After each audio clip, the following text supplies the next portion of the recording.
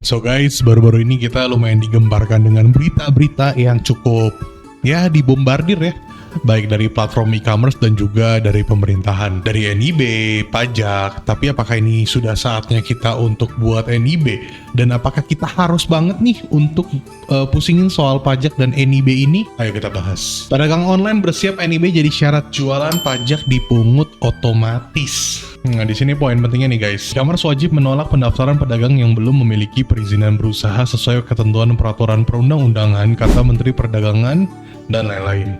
Kemudian, meski demikian, pemerintah memberikan masa transisi bagi pedagang untuk memenuhi kewajiban tersebut. Seller yang sudah berjualan sebelum aturan berlaku diberikan waktu 18 bulan untuk mengurus perizinan usaha, sedangkan pedagang baru memperoleh masa tenggang 6 bulan. Kementerian Perdagangan menyebut penyempurnaan regulasi PPWC bertujuan untuk memperkuat legalitas pelaku usaha di ruang digital. Selain itu, aturan ini diarahkan untuk meningkatkan visibilitas produk lokal, transparansi produk digital, perlindungan konsumen, dan tata kelola teknologi digital. Nah, jadi sebenarnya di sini kan tertulis tadi kayak penjual lama itu dikasih waktu 18 bulan, kalau penjual baru itu 6 bulan. Ya, itu kata dari artikel dan juga dari pemerintahan. Tapi kenyataannya resmi dari orang dalam Shopee dan orang dalam TikTok, karena gue seller ambassador TikTok dan juga seller mentor Shopee official, mereka pun mengatakan bahwa untuk NIB ini masih dalam tahap diskusi, jadi belum ada kejelasan.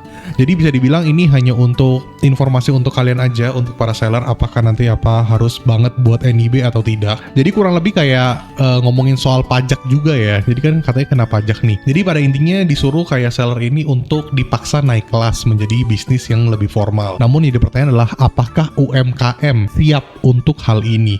Karena kalau misalnya kita perhatiin pajak 0,5% lebih simpel karena marketplace yang pungut atau store, bukan pajak baru, tapi mekanismenya pungut baru.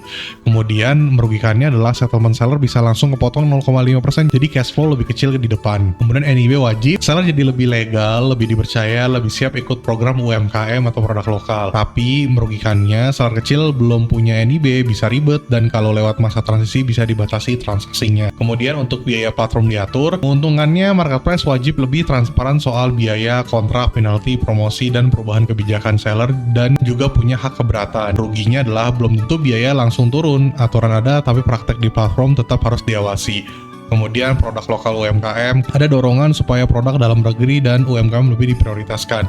Ruginya, reseller atau impor yang cuman perang harga bisa makin keteken.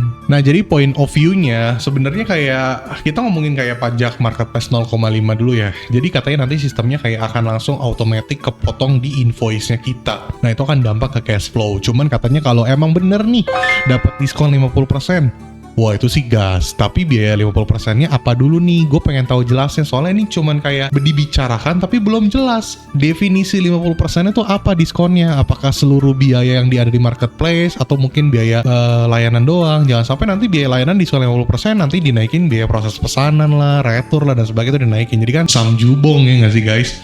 Kemudian kalau NIB wajib, ini jujur juga masih dilema. Apakah emang diwajibkan untuk semua seller atau official doang? Cuman kalau official emang dari awal bikin official ya harus ada NIB. Jadi untuk seller-seller yang baru mulai yang masih coba-coba, masa harus ada wajib NIB? Sedangkan kan belum tahu juga nih bisnisnya bakal jalan atau enggak. Kemudian untuk biaya platform diatur, jujur gue agak skeptis sih di bagian sini. Kayak kita nggak tahu apakah biayanya beneran bakal turun atau enggak. Terus real time-nya nanti di lapangan bakal kayak gimana, itu terlalu abu-abu sih menurut gue. Terus kalau ngomongin produk lokal yang bakal dinaikin, nah ini tabu lah, karena banyak juga kok produk-produk impor yang tulisannya itu lokal dinaikin juga. Jadi menurut gua susah sih untuk ngekontrol barang produk lokal doang dinaikin, itu agak susah, nggak mungkin, itu impossible. Nah kemudian untuk seller yang omsetnya di bawah 500 juta per tahun, apakah kalian bisa dibilang lebih aman? Marketplace memungut PPh pasal 22 sebesar 0,5% dari peredaran bruto yang diterima atau diperoleh pedagang dalam negeri yang dicantumkan dalam dokumen tagihan. Tidak termasuk pertambahan nilai PPN dan pajak penjualan atas barang mewah.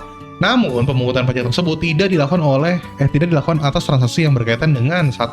Wajib pajak yang orang pribadi WPOP dengan peredaran bruto tidak lebih dari 500 juta yang telah menyampaikan surat pernyataan sesuai lampiran PMK 37 tahun 2025. Itu poin pentingnya tuh guys. Nah, ini kesimpulannya, kalian bisa lihat di sini. Bahkan WPOP dengan peredaran bruto sampai dengan 500 juta tidak dipungut PPh pasal 22. Ini sepanjang memberikan surat pernyataan. Ya, selain itu, yang perlu digarisbawahi adalah bahwa pihak yang dibebani PPh pasal 22 bukanlah pembeli, melainkan penjual. Ya, jadi pada intinya, kalau misalnya omset kalian kurang dari 500 juta, tidak dipungut PPh, tapi kalian sebagai WP orang pribadi, itu harus banget kasih surat pernyataan ke marketplace biar tarifnya 0%. Which mean, kalau 500 juta, berarti sebulan omset kalian tidak lebih dari 50 juta. Kemudian kalau omset kalian di atas 500 juta sampai 4,8 miliar, itu per tahun, itu kena 0,5% dari omset bruto. Nah, kalau misalnya omsetnya lebih dari 4,8 miliar per tahun, itu kena orang pribadi atau PT umumnya 22% dari laba kena pajak. Jadi dari laba bersih, pajaknya 22% dari labanya.